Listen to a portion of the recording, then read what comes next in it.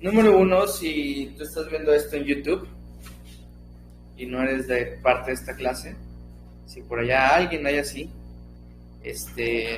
y tú quieres llevar el libro que estamos llevando, déjalo en los comentarios y con mucho gusto te lo hacemos llegar. Ya que en las clases no vemos estrictamente lo que está en el libro profundizamos más, abarcamos otras cosas y te sería de provecho. Pero vamos a comenzar con los repasos de los principios que vimos la clase pasada. ¿Ok?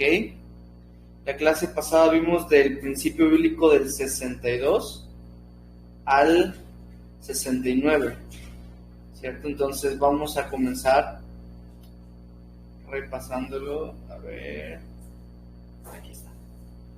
Entonces, dice, principio bíblico número 62. Ya llevamos 62 principios bíblicos. Qué bendición. No, esos son de los de ahora, ¿va? 55. Del 55 al 61. 55. Entonces, pero bueno, sí, ya llevamos 69 con esa lección. Pero bueno, 55 dice, Dios es amor. Dios es amor. Lo tomamos directamente de la palabra de Dios. Y dice 1 Juan 4:8 que Dios es amor, literalmente. Quien no ama no ha conocido a Dios porque Dios es amor. El 56 dice, renueva tu mente de viejas enseñanzas. Efesios 4, 22 al 24 es el que dice que despojados del viejo hombre que está viciado conforme a las enseñanzas de este mundo, y renovados el espíritu de vuestro entendimiento, y revestidos del nuevo hombre creado en Cristo Jesús, y todas estas cosas. Entonces, sí, yo sé que todos hemos sido enseñados de ciertas cosas, de cierta manera, pero cuando venimos a Jesús tenemos que filtrarlo todo por la palabra de Dios. Lo vimos desde el primer capítulo de este libro, de estas clases. Todo tiene que ser filtrado a través de la palabra de Dios, y lo que salga de la palabra de Dios, entonces nos lo quedamos, y lo que no, lo desechamos. Así funciona. 57. Nuestras más grandes necesidades son amor y aceptación, ambas suplidas por Cristo. ¿Se acuerdan que el Dios le dijo, tú eres mi hijo amado, en ti tengo complacencia, ¿verdad? Y cuando llegamos a Efesios capítulo 1, que nos empieza a dar todos estos privilegios que tenemos en Jesús, todo lo que es nuestra posición en Cristo, estando en Cristo Jesús, las riquezas, esa es la palabra que quería buscar, nuestras riquezas que tenemos en Cristo, nos dice que una de ellas es que en amor habiendo sido predestinados para ser adoptados hijos suyos. Entonces ahí vemos esas dos necesidades suplidas por Cristo, que somos amados en Cristo Jesús y que somos aceptados, escogidos en Cristo también. El 58. Dios muestra sus deseos para nosotros claramente en su palabra. No lo escribió en fórmulas matemáticas, iba a decir no la escribió en chino, pero pues la escribió en hebreo, en arameo y en griego, pero no la escribió con fórmulas matemáticas complejas para que tú tengas que aprender una serie de pasos primero para poder descifrarla, sino que la tenemos claramente, su voluntad, sus designios, lo tenemos claramente en su palabra. Y pues esto estaba en el contexto para que también nosotros a nuestros hijos, ¿verdad?, seamos claros con ellos. 59, toda desobediencia tiene que ser castigada, y eso es algo que Dios aplica con nosotros, por lo mismo también tendríamos que aplicarlo nosotros también. 60, la corrección es necesaria, y sé que estamos hablando de los padres y los hijos, pero apliquémoslo a nuestra propia vida. Que el Señor nos corrija es necesario, ¿okay? Y necesitamos la corrección de Dios en nuestras vidas. Hay muchas cosas que están chuecas en nosotros, hay muchas cosas que están mal, por eso es que Dios necesita corregir estas cosas en nuestra vida. Y número 61, la disciplina es una muestra de amor. Dios nos disciplina no porque nos odia, ¿verdad?, sino porque nos ama. Es debido a su amor que Él nos disciplina. Vamos ahora a los principios de consejería que vimos, y esta vez fueron ¿de cuál? ¿Desde cuál? 32 al 36. 32 al 36. Los hijos siempre deben honrar a los padres. Eso no es si acaso. O sea, a menos que... No, siempre hay que darle honra a los padres, ¿verdad? La obediencia llega un momento en que deja de ser, pero la honra no. La honra siempre tenemos que seguir honrándolos. 33 dice, enseña la disciplina bíblica, ¿verdad? Hay que disciplinar, no solamente con la vara, pero sí hay que disciplinar siempre. Y los padres tienen que disciplinar, y los líderes tienen que disciplinar. Las autoridades disciplinan también, ¿me entienden? La disciplina es algo bueno. 34, la crianza debe venir de los padres. No, yo te debo llevar a la iglesia para que te enseñen a... No. Recuerdan que la casa es la primera escuela. Entonces, debe venir de los padres. No se esperancen en nadie más, sino que su esperanza tiene que estar en Cristo, y Cristo puso a los papás en ese preciso lugar para que ellos sean los que enseñen. El 35 motiva a la restauración, ¿verdad? Sobre todo, estamos hablando de pleitos entre familiares, o pleitos entre hermanos, o pleitos entre personas. ¿Se acuerdan que los paracletos somos llamados a ser pacificadores de los hermanos? Y 36, no aconsejes a quien no te pida consejo, sobre todo por eso de las susceptibilidades, pero también pues aplicando la lección que vamos a ver hoy, ¿no? De repente tú ves que hay, es la que se va a ver la próxima semana, de que habla de la toma de decisiones. De repente ves que alguien ya viene, y lo hablábamos este domingo, ves que alguien ya viene con algo resuelto y tú ves que ahí se está yendo, y de repente tú llegas bien intencionado, oye, eso que estás haciendo te va a llevar algo mal, y la otra persona termina rechazándote, insultándote, ignorándote. O sea, cuando alguien no quiere recibir consejo, simplemente ni aunque tú traigas las mejores intenciones o los mejores argumentos, no te va a escuchar. Eso no quiere decir que no aconsejes o que no exhortes cuando no te lo pidan.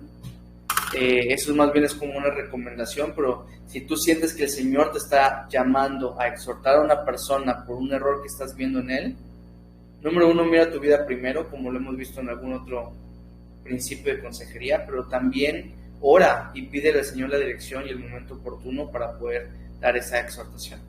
Bueno, vamos a comenzar ahora sí entonces con la clase de hoy. Gracias a los que están conectados, a los que no están conectados, que sé que se fueron a comprar una marquesita y un machacado. Espero mi marquesita y mi machacado la próxima semana. Está bien, solo tráiganme una y miren el video.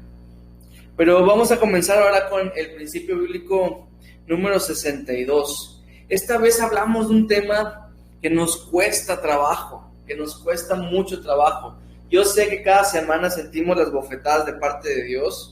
Eso es bueno, acabamos de ver que la corrección es buena, pero yo creo que en el tema del sometimiento a las autoridades podemos estar de acuerdo que nos cuesta, que es una de las cosas que va en contra de nuestra naturaleza caída, y que debido a que es en contra de nuestra naturaleza caída, nos cuesta muchísimo más trabajo poder cumplir la perfección. Y vamos a comenzar a hablar de esto y vamos a profundizar un poquito más juntos. Pero vamos a hablar de lo primero. Principio bíblico número 62. ¿Cuál es? ¿Qué dice? Satanás es el padre de la rebeldía. Satanás es el padre de la rebeldía. ¿Qué es la rebeldía según vimos en el libro?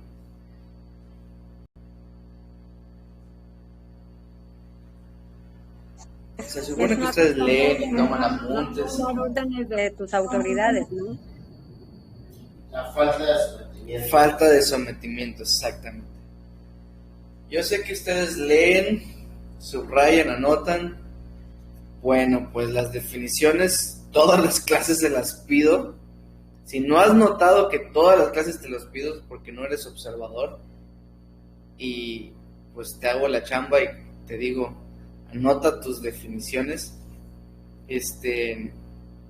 La rebeldía es una de esas que definimos, dice que es falta de sometimiento. Si tú buscas en Google Antónimos de rebeldía te va a aparecer sometimiento. Literalmente son contrarios. Rebeldía y sometimiento son dos opuestos. Como lo es también Satanás y Cristo. Satanás dice aquí que es el padre de la rebeldía como tal. Y dijimos en el libro que fue el primer rebelde. El primero en rebelarse contra Dios fue Satanás. Pero es que eso no aparece en el Génesis 1, si no aparece allá. Pero en Génesis 3, cuando ya estaban ellos en el huerto del Edén, Satanás ya estaba en contra de Dios por cuanto hizo a que Eva se rebelara también contra Dios. Entonces, quiere decir que antes de que eso pasara, Satanás ya se había rebelado. Por lo tanto, el primero en rebelarse fue Satanás. Alguien, por favor, que lea Isaías 14, del 12 al 14. Isaías 14, del 12 al 14. Yo sé que todos tienen sus Biblias, así que vamos a practicar. Quien primero lo encuentre, que lo lea. 14 del 12 Del 12 al 14. Dice, ¿Isaías 14 qué? Del 12 al 14. ¿Lo leo? Adelante. ¿Lo leo? Dice: Como caíste del cielo, oh lucero, hijo de la mañana, cortado fuiste por tierra, tú que debilitabas a las naciones, tú que decías en tu corazón: subiré al cielo, en lo alto, junto a las estrellas de Dios. Levantaré mi trono y en el monte del testimonio me sentaré, a los lados del norte. Sobre las alturas de las nubes subiré y seré semejante al Altísimo. Satanás literalmente quiso tomar el lugar de Dios. Literalmente quiso sentarse en el trono en vez de Dios. Ahora, no sé si te acuerdas, pero la rebeldía en 1 de Samuel 15:23 lo igualaba a la idolatría. ¿Y por qué la rebeldía se iguala a la idolatría? Porque la idolatría, ¿se acuerdan la definición de idolatría? Todo lo que ocupa el lugar de Dios. Y la rebeldía es exactamente lo que hace, pretende tomar el lugar de Dios o de la autoridad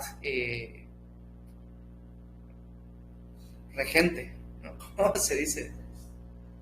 Vigente. La cuestión entonces es que la rebeldía pretende sustituir a Dios.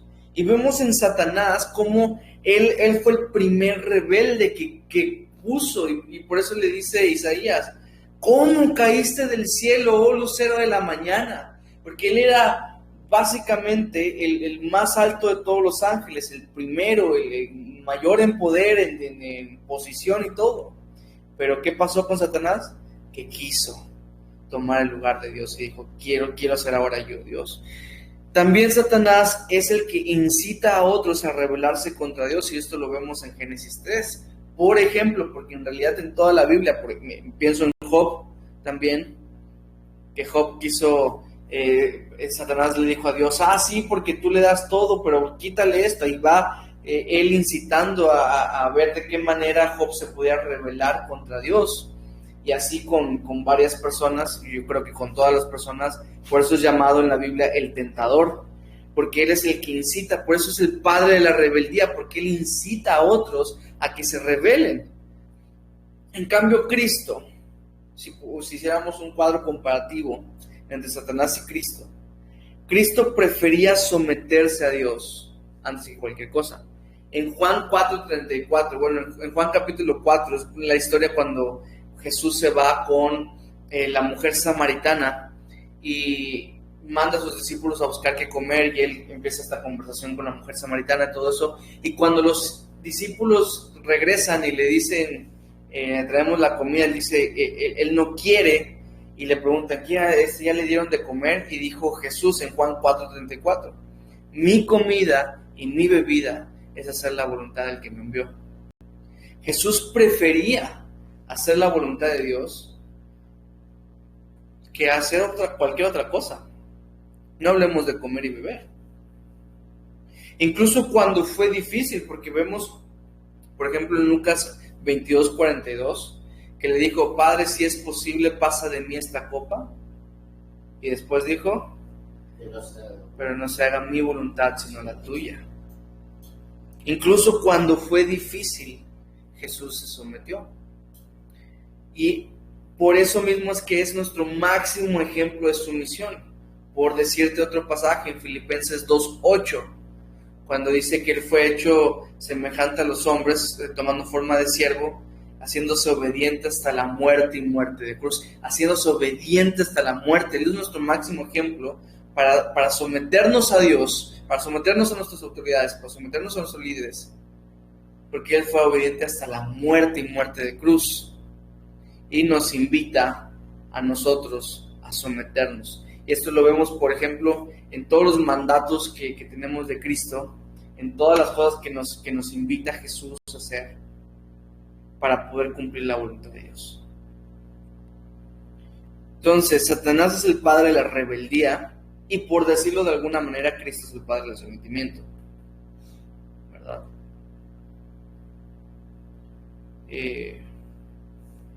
Pero bueno, ¿por qué la rebeldía es igual a idolatría o pretende sustituir a Dios? La rebeldía pretende ser yo en lugar de la autoridad puesta por Dios, por lo tanto yo soy mejor que Dios.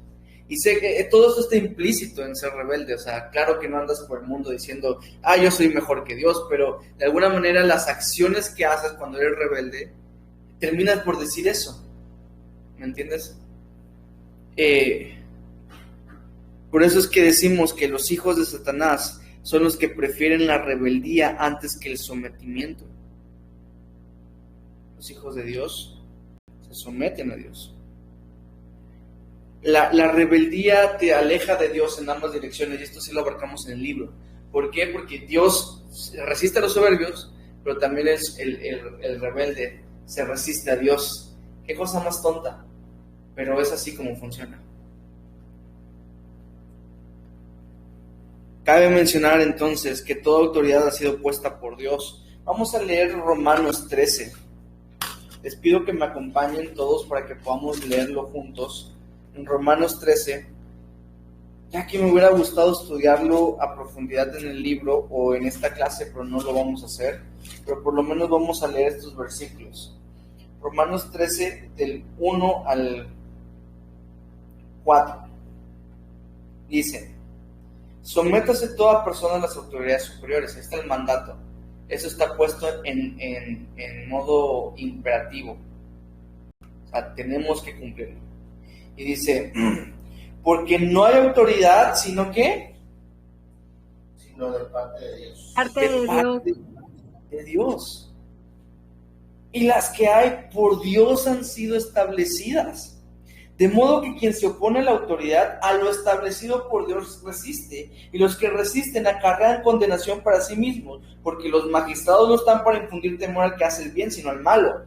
¿Quieres pues no temer a la autoridad? Haz lo bueno, y tendrás alabanza de ella, porque es servidor de Dios para tu bien.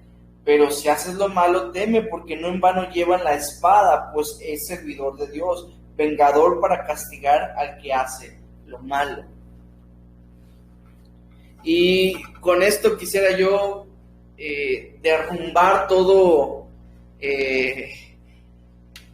espíritu que se levanta en rebeldía contra las autoridades que tenemos hoy en día, contra nuestro presidente o tu presidente del país en el que estés, contra nuestros policías, porque son corruptos y aceptan mochadas, contra nuestra gobernadora aquí en mi estado, o quien sea que cómo se rija en donde tú estés, pero debemos parar.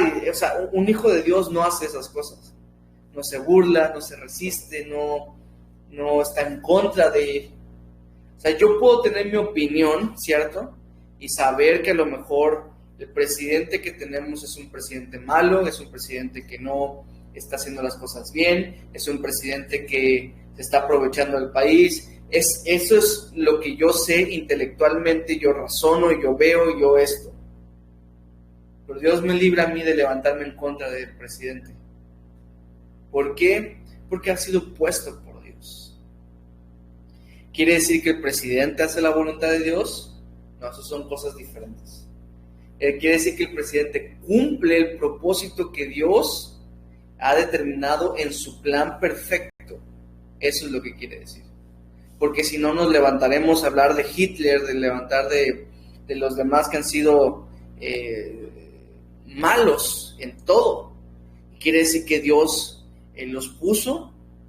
Bueno, la Biblia dice incluso, hablando de Nabucodonosor, que era Babilonia terrible, pero Dios lo llama su siervo. Igual de Ciro y de los demás.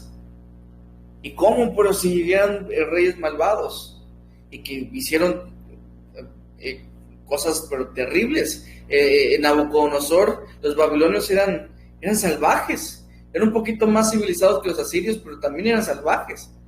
Dice la escritura, también está registrado que abrían los vientres de las mujeres embarazadas y azotaban a los bebés en las paredes. Si decimos que estos están cumpliendo la voluntad de Dios, que vamos a pensar en un Dios que es completamente malo.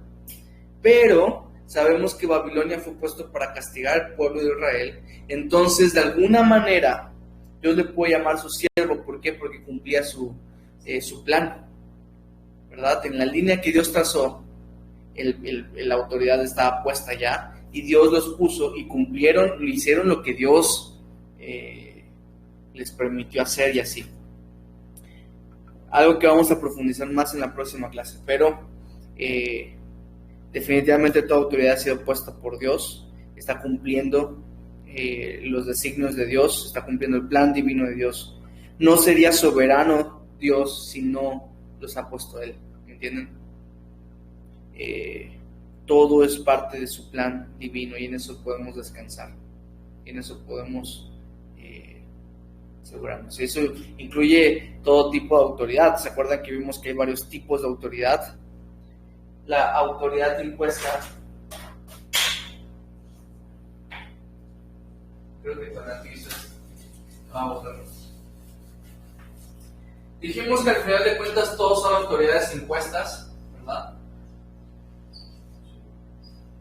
Porque yo no las seleccioné.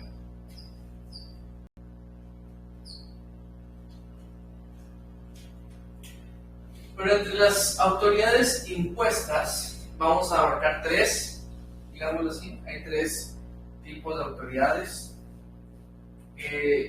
Dijimos incluso en el libro que le podríamos llamar a las autoridades impuestas autoridades sociales.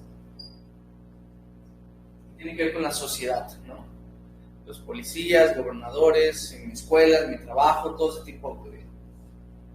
Después hablamos de una autoridad familiar, que lo hablamos en las dos clases anteriores, cómo se rige esto. La autoridad de la casa, al final de cuentas, es el varón para la mujer, para los hijos son sus dos papás, y así, ¿no? Autoridad, por último, que es en la que más nos enfocamos, autoridad espiritual, que son básicamente los líderes de las iglesias. Ahora sí que dependerá de la iglesia a la que pertenezcas cómo le llaman a la autoridad. Algunos le llaman pastores, apóstoles, profetas, ancianos, obispos, presbíteros, superintendente, etcétera, etcétera, líder, pastor principal, pastor ejecutivo, pastor creativo, no sé, hay muchísimos, ¿no? Muchísimas denominaciones y muchísimos títulos, pero pues es la autoridad espiritual, básicamente la autoridad en la iglesia. Esto no exclusivamente tampoco del uno que está como por encima, ¿no? Sino también, por ejemplo, si yo pertenezco a cierto ministerio, organismo o lo que sea que pertenezca pertenezco, y allá hay un líder, también entra dentro de la autoridad espiritual. Aún así debemos recalcar lo que dice el principio bíblico número 63, que Jesús es la cabeza de su iglesia. No hay cabezas de ministerio. Esto es un lenguaje erróneo que en muchas iglesias se usa. ¿Y quién es la cabeza de tu iglesia? Pues la cabeza de la iglesia, la única cabeza que hay en la iglesia es Jesús. Luego no se asusten si hay de repente cuerpos que parecen Frankenstein porque le han puesto una cabeza que no es la que debe, ¿verdad? Es la cabeza de Cristo, es el que está por encima de su iglesia. La única otra cabeza que hay entre todas las autoridades es en la casa, porque la Biblia lo dice, que el hombre es la cabeza de su hogar, ¿verdad? Es la cabeza de la mujer. Fuera de eso, el círculo pequeñito de familia, ya no hay otra cabeza descrito en la Escritura. La cabeza que hay de todo creyente es Cristo. Esa es la cabeza a la que nosotros estamos pegados como cuerpo.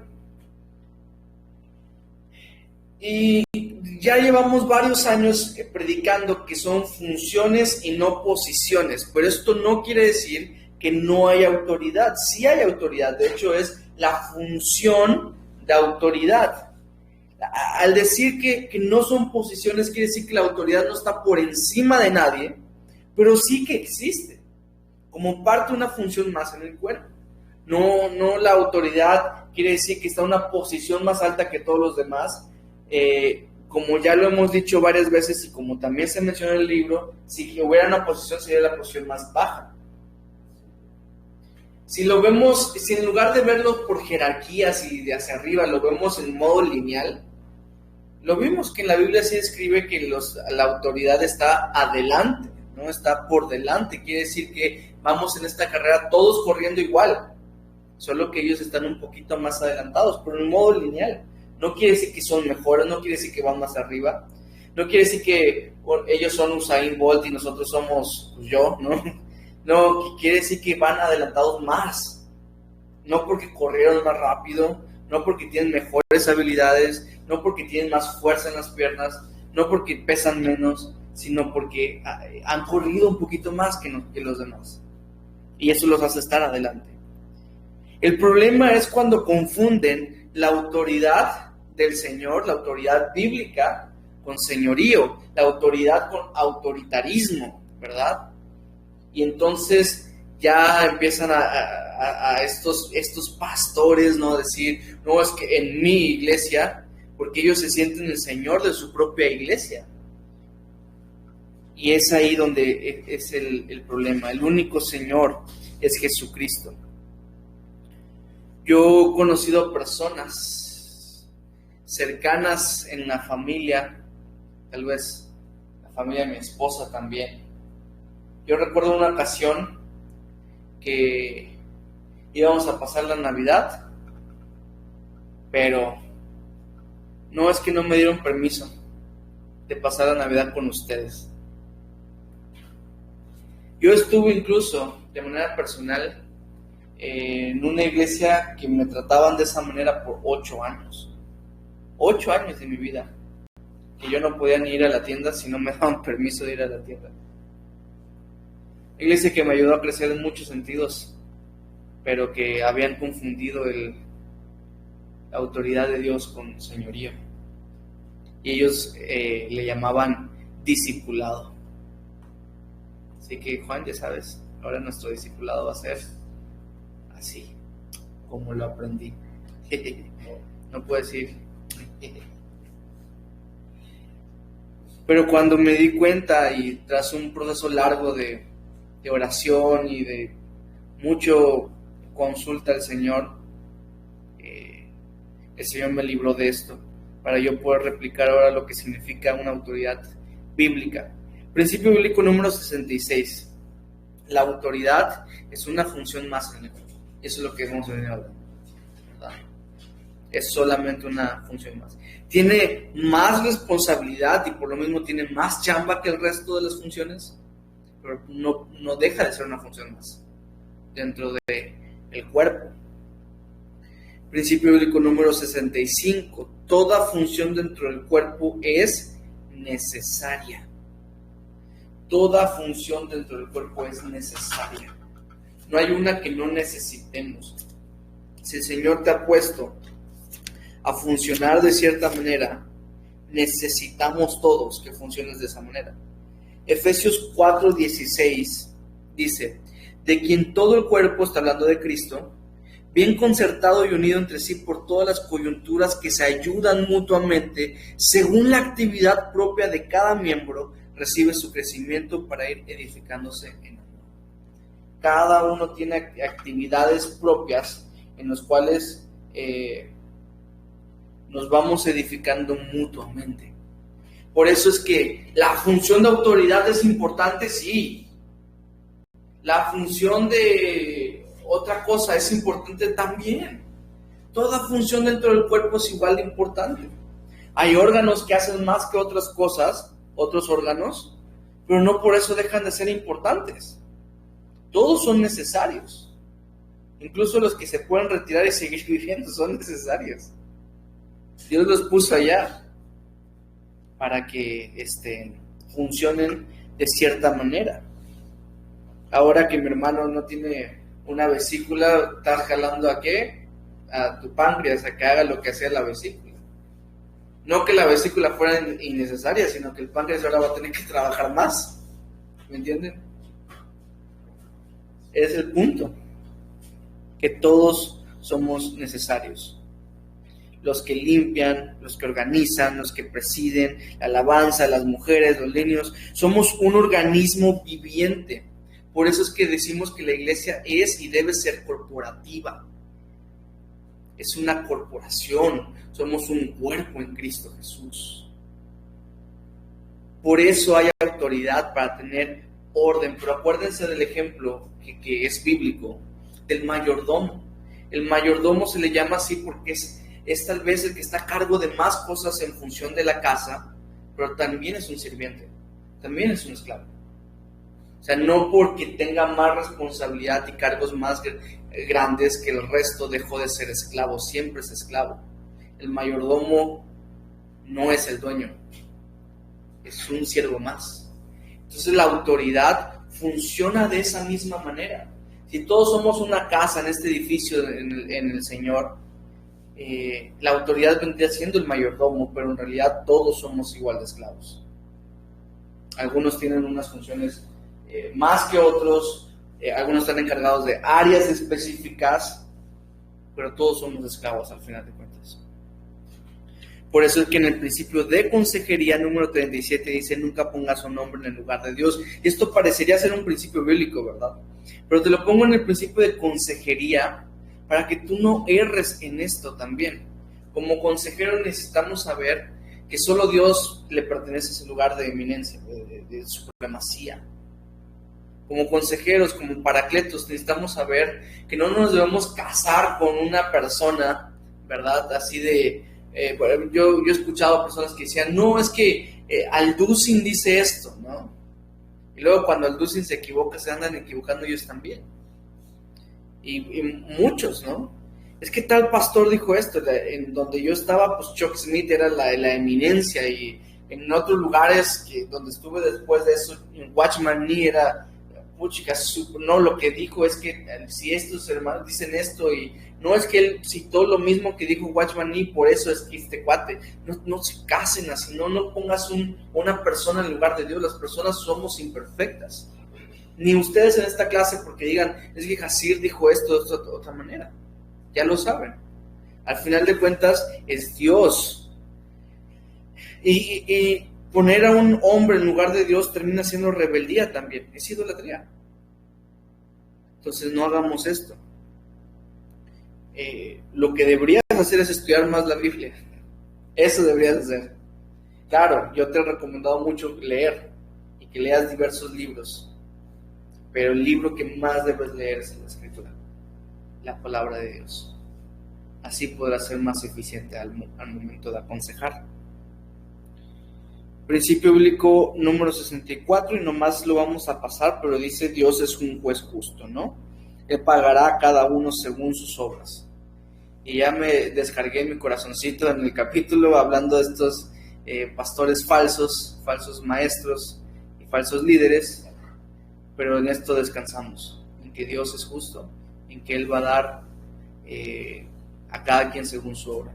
Dios permita a aquellas personas que a mí me trataron con señorío en lugar de con autoridad, que se arrepientan y que sean unas autoridades dignas que representen a Jesús. No les deseo mal a nadie. Espero en Dios que ellos encuentren la verdad y que se aferren a esa verdad y que juntos un día estemos todos glorificando a nuestro Padre Celestial en el cielo. Ese es mi deseo. Pero bueno, avanzando en esta clase, vemos la autoridad en la iglesia. Ahora, ¿cómo se llama esta autoridad espiritual? ¿Cómo debemos referirnos a la persona o personas en autoridad en la iglesia? Bueno, según la Biblia, ¿cómo los llaman? Ancianos, obispos, claro. Pero ¿y el pastor, que es el más popular, no? Los demás están agarrando más popularidad últimamente, siento yo. No sé si es porque estuve en una iglesia donde siempre se llamaba pastor principal y todo eso, y después me salí y ya había un montón de iglesias. Pero yo siento que los demás ya van agarrando más popularidad. Hay más apóstoles y más profetas y más no sé qué y no sé cuánto. Pero la popular es pastor. ¿Qué pasa con el pastor? Bueno, ya te lo expliqué, pero te lo volveré a explicar. Vamos pasito a pasito, suavecito. Ancianos. ¿Cuáles son los ancianos? Definición. Persona que ha alcanzado mayor madurez y entendimiento que el resto del pueblo. De nuevo, no tiene que ver con edad. Nomás para que entendamos esta parte es importante. Ha alcanzado mayor madurez, y incluso en la vida pasa así. A veces hay jóvenes que actúan más maduros que ciertos adultos o viejos que actúan muy inmaduramente, ¿verdad? Esto tiene que ver con madurez espiritual, porque estamos hablando de autoridades espirituales. Si estuviéramos hablando de otro tipo de autoridad, tal vez tendría que ver con otro tipo de requisito, pero como esta es una autoridad espiritual, la madurez que está implícita en esto tiene que ser espiritual también. Obispo, ¿cuál es la definición de obispo bíblica? Superintendente, persona que tiene la elección suprema o es la máxima responsable de una cosa. La máxima responsable, la que tiene la dirección suprema. Y todas las demás definiciones que vimos que tienen que ver con el obispo hablaban de esto mismo, como de un director, digámoslo así, como un superintendente. Es el que está a cargo de algo, ¿no? Y de hecho dice la máxima responsable de una cosa, ¿no? Es la máxima responsable, no en posición, pero sí en responsabilidad. Ahora, el pastor, de alguna manera podemos definirlo como aquel que cuida, alimenta, protege las ovejas, las guía también, ¿no? O sea, ese es el pastor. Ahora, debido a esta definición, y pasa un problema, en el Nuevo Testamento no encontramos la palabra pastor como autoridad espiritual. Hay un solo pasaje que yo he encontrado donde menciona al pastor como ministerio, ni siquiera como autoridad, como parte de los ministerios, en Efesios 4:11. Dice, constituyó a unos apóstoles, a otros profetas, a otros evangelistas, a otros pastores y maestros. Ahí queda la duda si pastores y maestros son diferentes o es lo mismo. Si fuera lo mismo, entonces sí, no hay ninguna parte en el Nuevo Testamento que hable de pastor como figura de autoridad. Si no es lo mismo, pues hay una función diferente ahí, que tendría más que ver tal vez con el hecho de discipular, de ser un discipulador, ser un pastor, alguien que cuida a las ovejas y todo ese tipo de cosas. Pero que si no es eso, entonces no existe la autoridad de pastor en el Nuevo Testamento. Ahora, nos vamos a levantar como ahora es popular la cultura de los haters, ¿no? En las redes sociales, y que criticamos y juzgamos y que ponemos en nuestros comentarios de que eso es antibíblico. Obviamente no, contradeciría todo lo que ya hemos visto en estas clases. De hecho, yo no encuentro algo de malo en llamarle a una persona pastor. Yo, Jacir, no encuentro nada de malo. Es como decir voy a ir a la iglesia. Eso no es correcto tampoco, porque la iglesia somos personas, no es un lugar. Bueno, pues yo no diría que tuviera algo de malo, pues, o sea, al final es simplemente cuestión de lenguaje, cuestiones prácticas, ¿no? El problema ha sido con pasajes, por ejemplo, como Hechos 20:28. ¿Alguien que lo pueda leer? A ver si yo les gano. Hechos 20:28. Dice: Por tanto, mirad por vosotros y por todo el rebaño en que el Espíritu Santo os ha puesto por obispos, para apacentar la iglesia del Señor, la cual Él ganó por su propia sangre.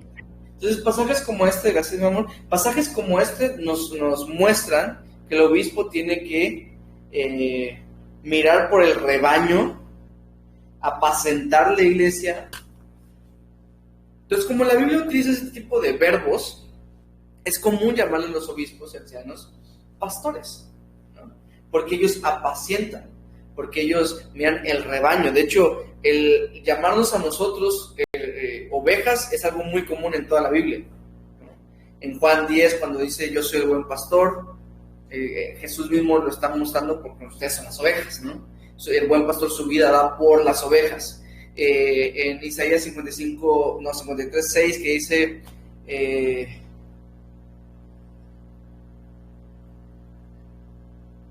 que como ovejas nos descarriamos, cada cual se apartó por su camino, ¿no? Más que va a caer el pecado de todos nosotros. Parafraseé el principio, no me acuerdo, pero ahí habla de ovejas descarriadas.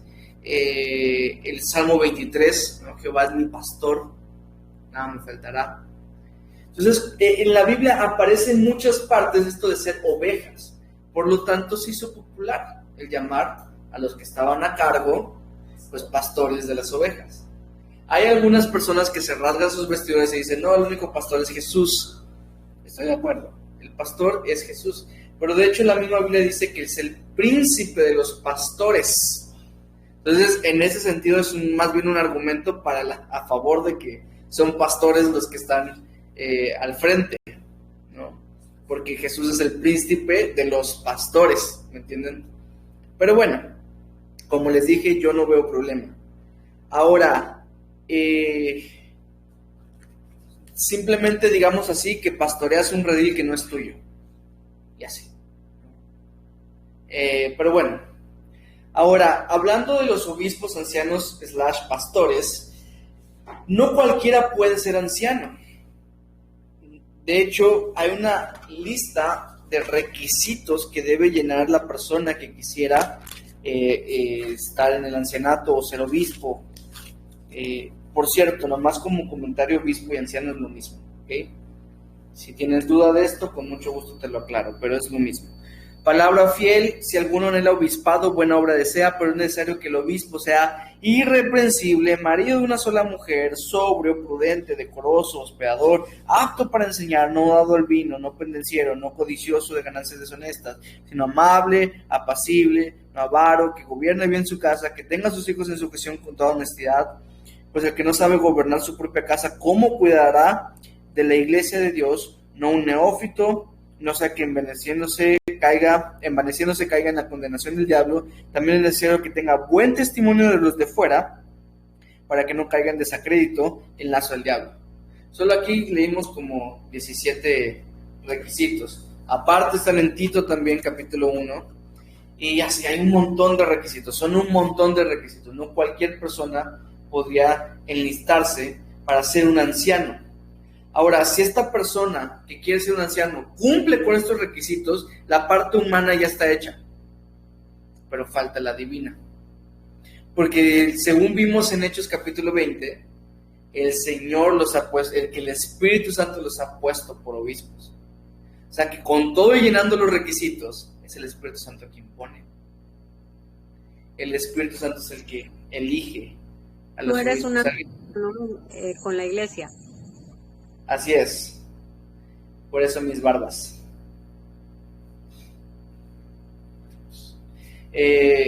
Pero fíjense cómo Sí, yo soy anciano en el cuerpo de Cristo en el que sirvo, un obispo, digámoslo así. Oh, pastor. Y a veces hasta tengo un conflicto con esa palabra.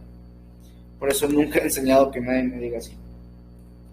Pero bueno, sí entienden esta parte, ¿no? Que uno llenando los requisitos, uno cumple con su labor humana, pero aparte Dios tiene que poner a esa persona. Entonces, no cualquier persona que diga, mira, yo soy todo esto, ¿no? No, Dios tiene que también poner a esa persona, si no, de nada va a servir.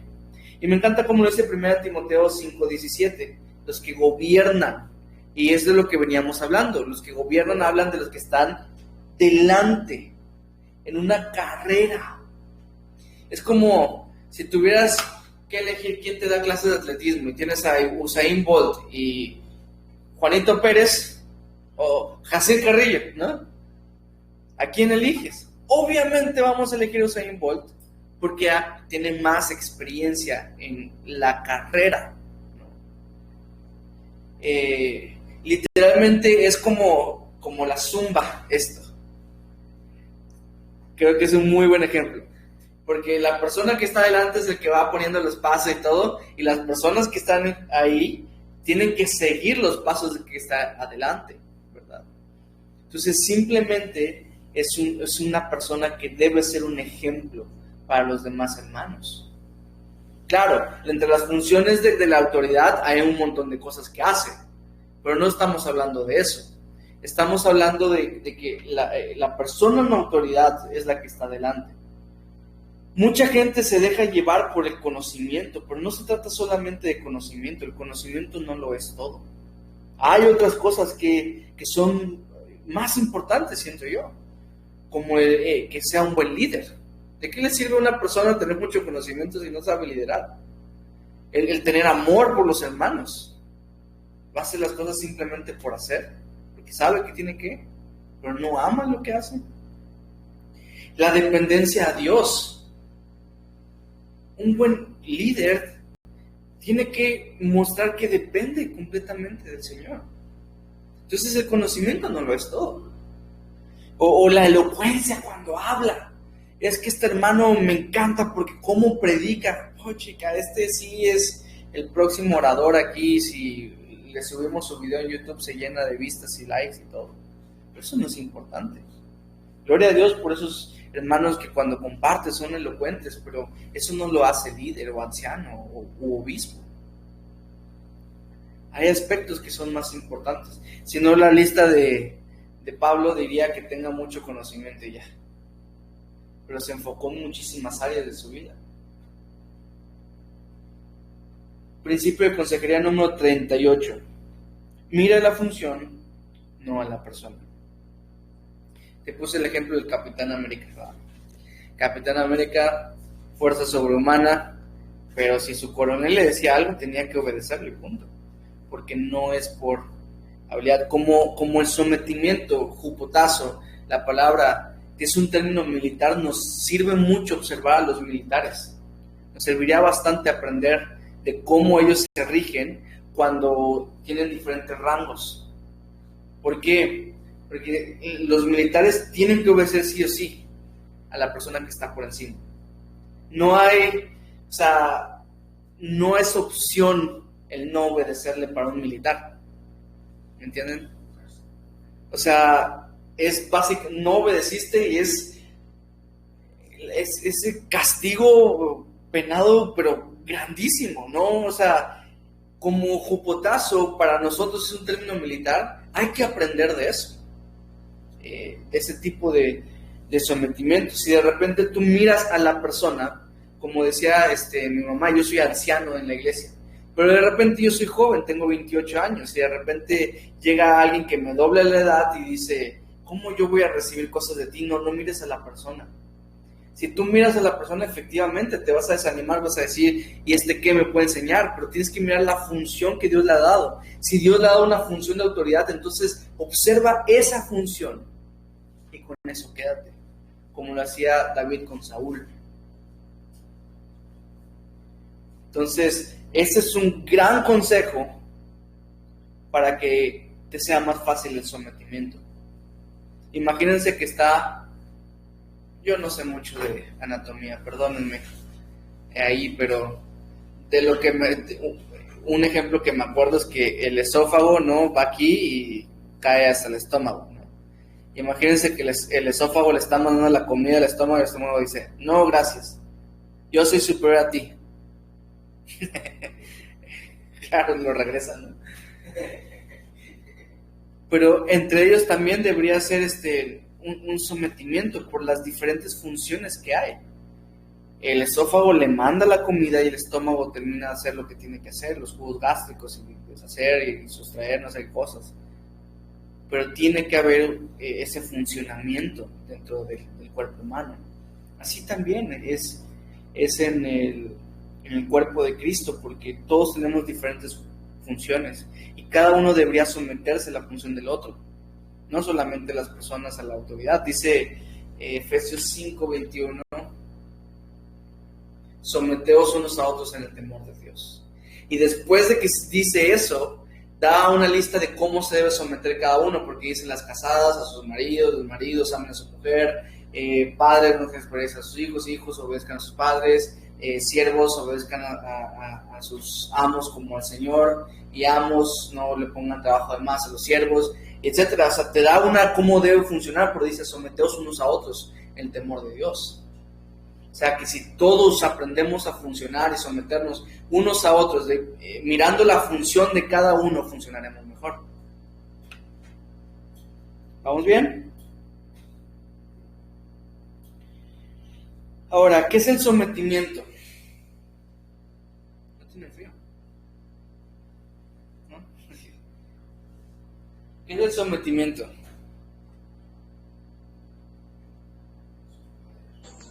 Sujetarse, ¿no? Obedecer. Sometimiento es sujetarse. Sí, son sinónimo. Ponerse voluntariamente debajo de alguien. Eso es lo que dice el libro, exactamente. Ponerse voluntariamente debajo de alguien. Implica entonces voluntad. No les miento cuando les digo que esto ha sido de las cosas más difíciles para mí de aprender. Creo que por eso les digo mucho acerca del sometimiento de las cosas, porque yo tuve que aprender toda esta información primeramente para mí. Pero el sometimiento es ponerse voluntariamente, tiene que ver con la actitud, con la voluntad. Someterse entonces no es obedecer, bueno, no necesariamente. ¿Qué es la obediencia según lo que te puse en el libro? Acción de acatar la voluntad de la persona que manda, y lleva también implícito el prestar atención y llevar a cabo la instrucción. Hubo una ocasión en que David dijo: tengo mucha sed, ¿cuánto no daría yo por un vaso del pozo que está en no sé dónde? Y los valientes de David escucharon eso, y ¿qué hicieron? Estaba lleno de filisteos, mataron a no sé cuántos, porque los valientes de David es una de las historias más chidas que hay. Son como los Avengers, pero del pueblo de Israel, porque eran como 4 o 5, pero que eran súper ágiles y súper buenísimos y fuertes, y mataban un montón. Y fueron a ese pozo, sacaron agua, regresaron y se la dieron a David. Y obviamente ya podríamos eso implicar una especie de señorío, ¿verdad? Pero el punto es de que vean el corazón de estos valientes, como David no les dio una instrucción como tal, pero en su corazón hubo esta actitud de sometimiento y lo fueron a buscar. ¿Me entienden? Vamos a aprender la diferencia entre sumisión y obediencia a través del cuadro que aparece en la página 135. Entonces, alguien por favor, bueno, mi papá lo tiene aquí enfrente mío, así que vamos a hablar de las diferencias que hay entre sumisión y obediencia. Si puedes empezar a leer la primera diferencia. La sumisión es una actitud, la obediencia es una acción. Ya, esa nada más. La sumisión es una actitud y la obediencia es una acción. Ya casi llego. Aquí está. ¿Por qué la sumisión es una actitud? Dice, es ponerse debajo con una actitud de respeto a la autoridad. En cambio, la obediencia es la acción, porque literalmente es hacer lo que alguien te dice. Cuando tú obedeces, no importa cómo lo haces, mientras lo hagas, ¿no? Ahí nadie te puede decir, es que no me obedeciste. No, sí te obedecí. Lo hice a regañadientes, lo hice mal. O sea, mi actitud estaba molesto, triste y todo lo demás, pero lo hice. En cambio, alguien te puede decir, no te sometiste porque no lo hiciste correctamente. De hecho, me encanta un pasaje que aparece en Tito, capítulo 2, cuando está hablando de los siervos, les enseñan a que no sean respondones, ¿no? Y me encanta porque muchas personas pueden responder sin necesidad de hablar. Y tener así una actitud de ser respondón. Y a mí me pasaba todo el tiempo, aquí están mis papás como testigos. Y que me decían algo y yo podía así poner una mala actitud. Y no les decía nada tal vez. Bueno, muchas veces sí dije tal vez. Pero a veces no decía nada, pero con la actitud respondía. Segunda diferencia, padre, por favor. Sumisión a toda autoridad. Obediencia a Dios. Bueno, esta es otra diferencia. Es que la sumisión tiene que estar sí o sí siempre a toda autoridad, incluyendo obviamente a Dios. Pero la obediencia sí o sí siempre solamente a Dios. Solamente a Dios. Y voy a profundizar, pero lo vamos a ver ahorita más adelante. La tercera diferencia, ¿cuál es? Lo importante es el corazón en la sumisión y en la obediencia lo importante es la acción. Se dice ya, si tu corazón es de odio, amargura, burla, descontento, queja, etcétera, no te estás sometiendo. Pero en cambio en la obediencia, mientras hagas lo que se te pide, no importa cómo lo hagas. Con Dios es diferente, ¿verdad? Porque con Él también debemos someternos, porque ¿te acuerdan que dije que obediencia a Dios? Pero con Dios sí es diferente porque también debemos someternos a Dios. Ahora, sumisión, cuarta diferencia. La sumisión es absoluta y la obediencia es relativa. Y eso es también el principio bíblico número 67, ¿cierto? La obediencia es relativa, pero la sumisión es absoluta. ¿Y por qué? Bueno, porque nuestra obediencia a las autoridades está limitada a los estándares de Dios. Nosotros obedecemos ¿hasta qué punto? Bueno, hasta que vaya en contra de los lineamientos que Dios nos pone. Hasta ahí llegamos. Digamos que mi jefe me dice que agarre un dinero, o sea, que haga robo, ¿no? ¿Me debo someter? ¿Sí o no? Sí. Sí, pregunta capciosa. ¿Debo obedecer? No, yo no voy a agarrar ese dinero porque sabemos que robar es pecado y desagradaría a Dios. ¿Me entienden? Ahí ya no debo obedecer. O imagínense cómo los misioneros que van a Corea del Norte. Corea del Norte es un país, todavía, hasta ahorita, que tiene un dictador y que prohíbe todo tipo de religión. Que no sea adorar al dictador. ¿Qué cosa con los dictadores? Que la mayoría cuando en su dictadura los adoran a ellos. No ponen a una religión, vamos a seguir esta religión, no. Ponen adoración con ellos, exactamente, por el narcisismo. Pero, ¿qué pasaría en ese tipo de países? ¿Tienen que los misioneros someterse y pues no predicar el evangelio? No, tienen que predicar el evangelio porque primero se puede ser al Señor. Ahí la iglesia es tremendo lo que pasa, y no solamente ahí en Corea del Norte, en muchas partes en nuestro planeta, pero también en México. En muchas partes de México está pasando por persecución. ahí ya no debo obedecer.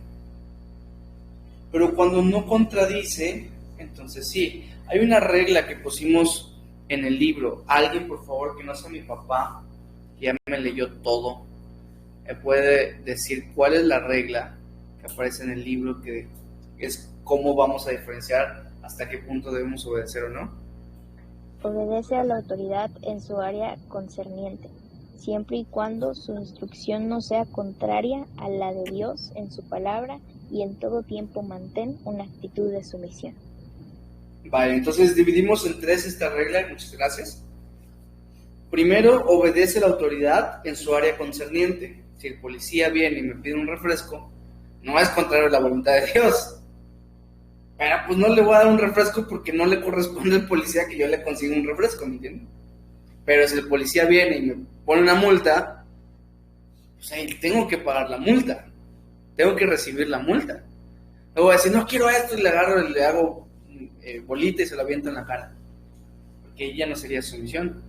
Y estaría obligado a obedecer, de hecho. Pero sin someterme.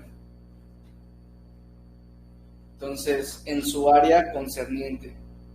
Número 2, siempre y cuando su instrucción no sea contraria a la de Dios en su palabra, ¿verdad?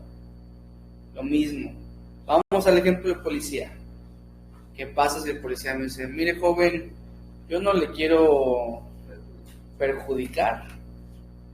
¿Cómo le hacemos? ¿Cómo nos entendemos, no?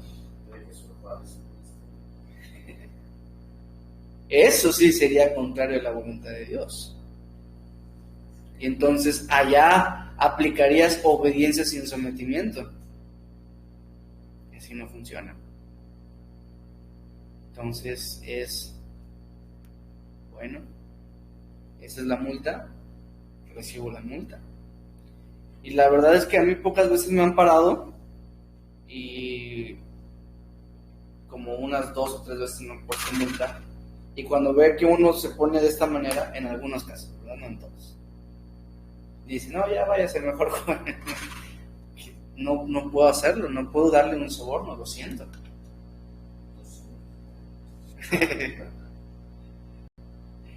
Y la número 3 dice, en todo tiempo mantén una actitud de sumisión. Muchas veces estuve a cargo de la limpieza de una escuela allá en Mérida y me ponían a jóvenes también a que sirvan conmigo, pero jóvenes me refiero habían unos chavitos como de 12, 13 años. Y les decía, bueno, vas a barrer este salón, y se ponían con una actitud, pues, adolescentes, barrer una escuela donde ellos estudiaban. Yo creo que era normal, ¿no? Pero pues como me costaba, pues, porque esas personas hacían, al final de cuentas lo tenían que hacer, pero lo hacían tan mal por la actitud que tenían. Entonces, la actitud de sumisión es importante. También vimos un cuadro acerca de la autoridad versus el señorío en la siguiente página, en la página 136. Vamos a ir para allá y vamos a hablar de ese cuadro. Aquí también hay 4 diferencias. La autoridad dice, yo sirvo. La autoridad bíblica, la autoridad espiritual, es la que está en servicio del cuerpo. Pero en cambio el señorío dice, me sirven, ¿verdad? Es que no, yo hago tanto por este cuerpo que me corresponde que me hagan esto, que me sirvan mi comida, que me den tanto de dinero, que me no sé qué. Gran diferencia. Autoridad guía por amor, ¿verdad? Porque ama a los hermanos, guía por amor y con amor, diría yo. Pero en cambio el señorío hay un control por fuerza, y como lo vamos a ver en el abuso espiritual, ¿no? O sea, hasta emplean técnicas de chantaje, que eso no debería ni ser nombrado en la iglesia, y aún así lo hacen. En la autoridad le debemos total sumisión, pero el señorío te exige total obediencia a todo lo que te dice y la manera en que te dice. La autoridad espiritual entiende que simplemente es un rol diferente, mientras que el señorío piensa que tiene un rol superior. Así no es como funciona.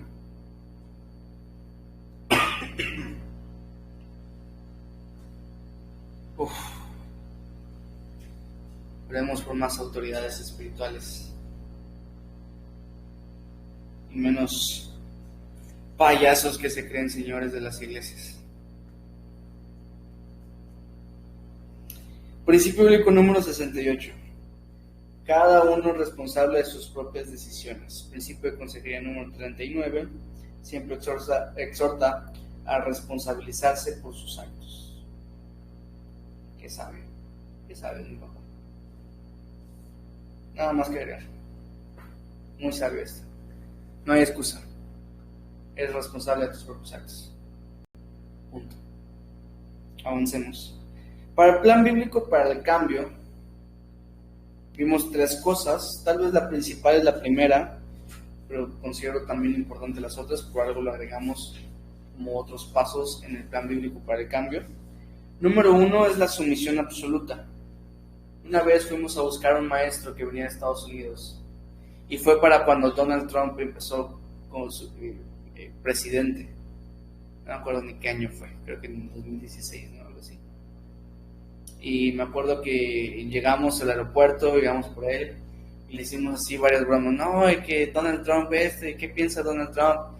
El maestro se volteó y se puso serio y nos dijo: yo creo que Donald Trump es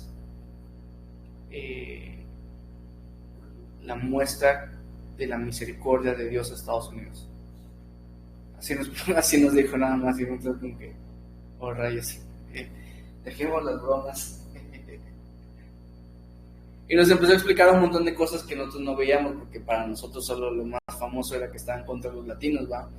Nos empezó a explicar que él estaba en contra del aborto, en contra del matrimonio homosexual, en contra de un montón de cosas que se alinean coincidentemente a lo que la Biblia dice a él, como con tantas cosas que están pasando alrededor del mundo, es muestra de que es una oportunidad para creer en el Señor Donald Trump. Y yo dije, ¡juela, gran! Pero así es el tipo de sumisión. Hablemos de algunos ejemplos. ¿Cuáles eran los líderes o las autoridades de José, el soñador, cuando pasó su incidente con la esposa de Potifar? Pues era Potifar y su esposa, ¿no? Sus autoridades, al final de cuentas. ¿Qué le exigió la esposa de Potifar? Que se acueste con él. ¿Qué hizo José? Huyó. Daniel, ¿quién era su autoridad cuando le prohibieron orar público? Su autoridad era Darío, el rey, o Ciro, no me acuerdo. ¿Qué hizo Daniel? Abrió las ventanas para que todo el mundo lo vea y se puso a orar. ¿Quién era la autoridad de Pedro y Juan cuando le dieron los latigazos para que deje de predicar el nombre de Jesús? Sanedrín eran los que hicieron esto. Los 70 ancianos fariseos. ¿Qué hicieron Pedro y Juan? Siguieron predicando. ¿Quién era la autoridad de David cuando tuvo que huir por tantos años? O sea, fueron muchos años huyendo. La autoridad era Saúl. Ahora, ¿qué pasó con José? Fue encarcelado. Daniel, echado en los fosos de los leones. Pedro y Juan le dieron latigazos. David huyó durante años y años y años. El someterse a la autoridad no te va a exentar de sus castigos. Sobre todo cuando eliges a Dios primero. Ya hemos hablado en otro principio bíblico que el seguir a Jesús no te exenta de tener problemas. Bueno, el tener una actitud bíblica ante la autoridad no te va a exentar. A mí no me iba a exentar mi actitud de sumisión ante la policía de pagar una multa si yo hice lo que ese policía dijo que hice. ¿Me entienden? Pero es lo correcto, porque a Dios primero le debo mi obediencia. Uno de los últimos pasajes que vamos a ver va a ser Primera de Pedro, capítulo 2, del 17 al 25. Y como son muchos versículos, me gustaría que alguien lo pueda leer con voz de mando y trompeta de Dios.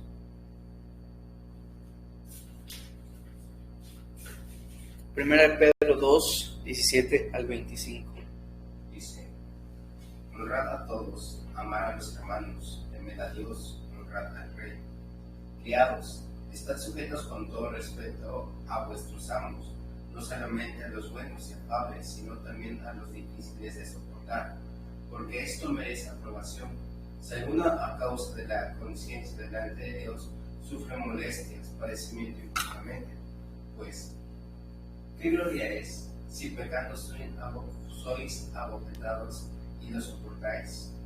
Mas si haciendo lo bueno sufrís y lo soportáis, esto ciertamente es aprobado delante de Dios.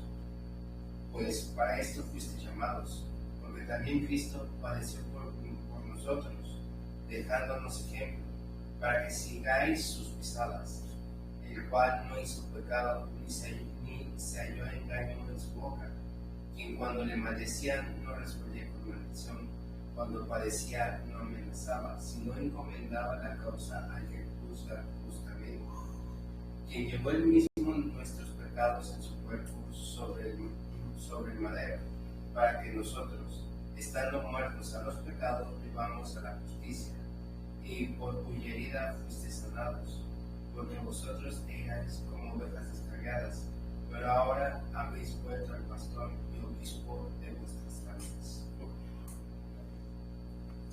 Tremendo estos pasajes, vale la pena que los vuelvan a leer con detenimiento. Y precisamente Pedro está hablando de someterse a las autoridades. Por eso al final dijo que volvamos al pastor y obispo de nuestras almas. Pero decía Pedro que ¿de qué sirve si somos castigados justamente por algo que hicimos mal? Pero cuando somos castigados injustamente, ahí dice, hay honra y hay gloria para Dios, porque sí mismo padeció Cristo, porque a eso fuimos llamados, a padecer como Cristo padeció. Y Pedro, en la historia, en la tradición, dice que él murió crucificado, pero él dijo que no quería ser crucificado porque no era digno de morir como su Señor, así que pidió que le pusieran la cruz al revés. Él murió crucificado al revés. Pedro entendía muy bien que los padecimientos que ahora tenemos en Cristo son una dicha para nosotros. No somos merecedores de padecer lo mismo que nuestro Señor. Sin embargo, a eso fuimos llamados. Así que principio de consejería número 40, no hay excusa para la rebeldía, enseña la sumisión absoluta. Y me encantó esta frase que surgió en medio del estudio: cada quien tiene la autoridad que necesita. Hoy no sé qué clase de autoridad tengas tú, pero tenlo por seguro que es la autoridad que tú necesitas, porque Dios puso esa autoridad, porque Dios te puso a ti en ese lugar, porque Dios te dio a ese esposo o esa esposa, porque Dios te puso en esa familia. Recuerdo una ocasión que estaba con un joven en Panamá que me decía así entre lágrimas que él no le gustaba su familia, que Dios se equivocó con eso, porque su familia era, no sé, el concepto que él tenía es que ellos eran como, que no eran cool, y que él sí era cool, ¿no? Y no le gustaba la familia que le había tocado. Y lo decía con tanto dolor que hasta le provocó lágrimas. Y ese joven tenía la familia que necesitaba tener. Al igual que yo tuve la familia, tengo la familia que Dios quiso que Jazir tuviera para aprender. Tú tienes la autoridad que tú necesitas. Repito, no sé qué clase de autoridad tengas, pero tienes la que necesitas tener, porque Dios no se equivoca. Número 2 en el plan bíblico para el cambio es que estudies las escrituras y que las estudies también para que puedas pasar al número 3. Aléjate del abuso, ¿no? Si tú estudias muy bien la escritura, vas a detectar cuando haya abuso espiritual y entonces te vas a poder alejar de eso. ¿Qué es el abuso espiritual según el libro?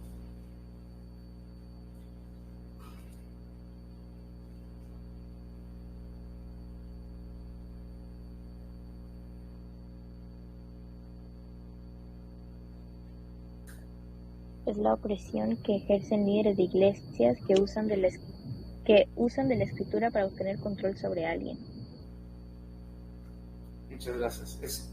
Es una opresión, ¿no? Que para obtener el control sobre alguien. Exactamente. Ese es el abuso espiritual. Es un tipo de opresión. Aquí vimos 4 señales de que estás en una iglesia tóxica, en una iglesia donde abusan espiritualmente. Y esto a mí me ha calado tanto, pero no profundicé mucho al respecto, debido a que más adelante veremos en un capítulo, no recuerdo bien el número del capítulo que va a ser, pero que habla de las prácticas de la iglesia, donde vamos a hablar un poquito más acerca del abuso espiritual, porque creo que hay mucho más que decir al respecto. Pero estas 8 señales te pueden ayudar momentáneamente a detectar si estás en una iglesia donde están abusando de su autoridad y han convertido la autoridad en señorío. Y vamos a leerlas nada más sin profundizar, debido a que, como ya te dije, lo vamos a ver después. Pero 1, usan su posición espiritual para influir, para controlar. Hay que obedecerles. El pastor me dijo, es que no me dieron permiso, es que estas cosas no permiten que sepas de más, pues obviamente no les conviene que aprendas más o de otros autores, más que lo que dice. No, yo aquí tengo un montón de cosas, no, estudia esto, no estudies lo demás, es que ellos están mal, estudia esto. Jamás te van a decir, no, tú lee otros libros, no, lo que yo hice. Número 3, las necesidades del líder están por encima de todos. Literalmente una vez estuve en una iglesia donde iban a servirle comidas, íbamos a comer juntos y se detuvo todo porque el líder todavía no tenía comida, entonces le tuvieron que servir primero a él. ¿Cómo eso no te da una señal de que algo está mal? ¿No? O sea, prenden un poco el foco, ¿no? O sea, es una red flag muy evidente. Pero bueno, y eso es por decir un ejemplo chusco, pero en realidad las necesidades del líder están por encima de los demás, es porque, o sea, ni siquiera piensan. Ese va al punto número 4, no se toman en cuenta las repercusiones en el oprimido. O sea, no sé si le afecta o no, pero tú tienes que estar aquí. Vamos a hacer una actividad y vas a estar aquí, van a estar tal persona. O sea, no sabes si la persona tenía, no sé, una cita en el doctor o no, tiene que estar acá, ¿no? Porque si no lo llaman rebelde. Número 5, un moralismo irreal.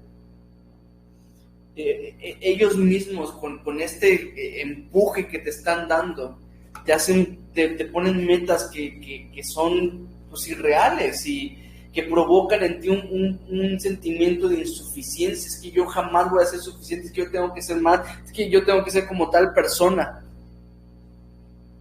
Número 6, no se aceptan críticas. No puedes criticar al líder, no puedes decir nada en contra del líder, porque... Número 7, condicionan el amor de Dios, porque si no haces lo que ellos te dicen, el Señor no te va a amar, o no estás bien con Dios. Principio bíblico número 69, no hay nada que pueda hacer que te pueda separar del amor de Cristo. Romanos 8, 38, 39, amén. Nada hay que tú puedas hacer que te vaya a separar del amor de Dios, porque estamos en Cristo Jesús. Y Dios jamás va a dejar de amar a su Hijo. Y número 8, condenan si no cumples, ¿verdad? aguas si llegas a no cumplir. El tema de la iglesia tóxica y la iglesia sana o del abuso espiritual es un tema delicado y que tiene que ver mucha oración y discernimiento espiritual, porque puede ser que la persona, como te puse después en el libro, a lo mejor simplemente no está de acuerdo con su líder y le está empujando a cosas que ella no quiere y de repente dice, no, es una iglesia tóxica, me voy a ir de acá. Y no es así. En realidad tiene una iglesia sana, pero como la Biblia es ofensiva de por sí, pues terminó ofendiéndole y dijo, no, yo no quiero esto, ¿no? Porque ahorita ya estamos hasta para elegir iglesia porque hay más iglesias que Oxxos, ¿no? O sea, tú puedes elegir. Entonces, como esta no me gustó, ¿por cómo? Entonces, no quiere decir necesariamente que la iglesia sea mala, sino tal vez que el malo soy yo, acuérdense que nuestro corazón es engañoso. Pero vamos a ver algunas señales de las iglesias sanas. Guían y aconsejan a la obediencia de la Escritura, no a lo que dice una persona. Yo trato, familia, y a ustedes espero que les conste, ¿no? De toda cosa que hago, toda cosa que enseño, toda cosa que les digo, toda decisión que tomo, modelarles cómo está esto respaldado por la Escritura. Y eso está muy difícil de hacerlo con todos si fuésemos malos, ¿no? Si fuese una iglesia que no sea sana, sería muy difícil poder respaldar todas las cosas. Podríamos respaldar muchas y torcer y tergiversar la Escritura, pero todo estaría muy cañón, y eso para mí es una regla, que todo esté respaldado bíblicamente. Número 2, predican y viven la gracia. La gracia sobre todas las cosas debe ser un estandarte de la iglesia sana. Fallaste en esto, venga, hay nuevas oportunidades. Pequé, vamos a restaurarte. No pude venir a la reunión, o sea, nadie está aquí para levantarte una piedra, al contrario, esperemos que vengas a la siguiente. O sea, la gracia es importantísimo. Número 3, no hay jerarquías. Bueno, ya hablamos de eso, ¿va? Funciones, no posiciones. Número 4, oportunidades de crecimiento. Y como te puse, no estoy hablando de crecer en jerarquía, no hay jerarquías, ¿no? Tiene que ser en crecimiento espiritual. Cuando veas que la iglesia está creciendo espiritualmente, aunque no esté creciendo en números, esta es una iglesia sana, porque están creciendo a ser más como Cristo. Y eso ha sido uno de mis descansos y esperanzas. Número 5, interés genuino. A veces hay un interés genuino en las iglesias que no son sanas porque les interesan los números, ¿no? Es un interés genuino al final de cuentas porque genuinamente le interesan los números.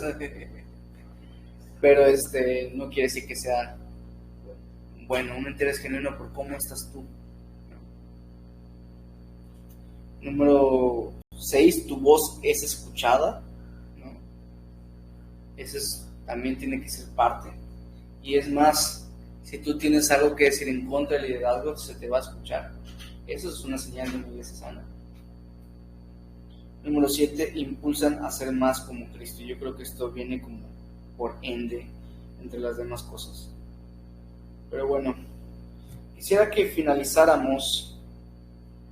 Vamos a finalizar la grabación de una vez. No vamos a finalizar la clase de una vez. Vamos a hacer una actividad un poquito más. Vamos a finalizar, ahorita te voy a decir. Vamos a finalizar orando. Porque todo este tema de la autoridad es un tema que necesita mucho de nuestra oración. De hecho, 1 Timoteo 2:1 o 2, a ver, si no lo encuentro me disculparán, pero dice, así, miren, dice, exhorto ante todo a que se hagan rogativas, oraciones, peticiones y acciones de gracias por todos los hombres, por los reyes y por todos los que están en eminencia, para que vivamos, Pablo se pone porque también era una autoridad, para que vivamos quietos y reposadamente en toda piedad y honestidad, porque esto es bueno y agradable delante de Dios nuestro Salvador. Pablo nos exhorta a que oremos también por las autoridades. Y todo este tema, sobre todo de la iglesia perseguida y todo eso, pues, me mueve mucho mi corazón. Entonces vamos a tomarnos un tiempo para orar por estas iglesias que están perseguidas. Y tú, persona que estás viendo este video en YouTube, que ahorita se va a detener y no vas a alcanzar a orar con nosotros, te pido que hagas lo mismo, que también te tomes un tiempo a orar por aquellos hermanos que están sufriendo debido a las autoridades malas que han tenido. Y pues las iglesias también, hoy en día cada vez estamos peor en cuanto a iglesias sanas. Entonces oremos por nuestra ciudad, oremos por nuestro país, oremos por nuestros hermanos que están sufriendo bajo el engaño de un mal líder, oremos por nuestros hermanos que están sufriendo por un mal gobierno también. Así que vamos a detener la grabación, pero ahorita vamos a orar. Muchas gracias por ver este video, nos vemos. Y